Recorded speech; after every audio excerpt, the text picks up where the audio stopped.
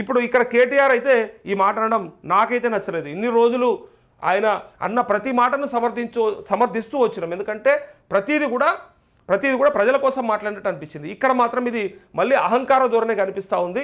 దీన్ని అయితే మెచ్చారు. కేసీఆర్ అయితే ఇట్లా మాట్లాడకపోవు, నాకు ఎరుకోండి. నాకు తెలిసిన కాడికి కేసీఆర్ అయితే ఈ మాట అన్నాడు.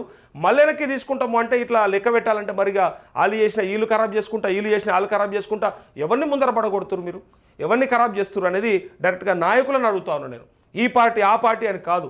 రేపు బీజేపీ అయినా సరే ఎవడైనా సరే ముందర పడవాలంటే మీరు ఒకళ్ళు చేసిన దాన్ని ఒకళ్ళు మంచిని సమర్థిస్తూ ముందుకు తీసుకెళ్ళాలి తప్ప మేము చేస్తే మేము ఖరాబ్ చేస్తాము అంటే ఇప్పుడు పొద్దున ఈ భూములు ఎవరు కొనడానికి ముందుకు రారు.